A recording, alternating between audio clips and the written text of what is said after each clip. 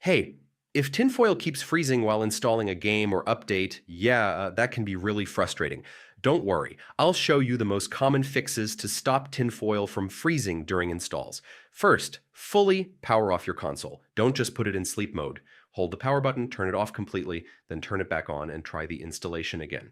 A slow or corrupted SD card is one of the most common causes of install freezes. Remove the SD card, connect it to a computer, and scan for errors. If needed, back up your files and reformat the card using FAT32. Make sure you have enough free storage on your SD card or internal memory.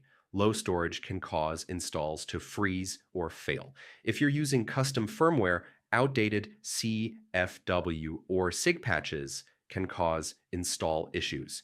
Make sure everything is updated to the latest compatible version.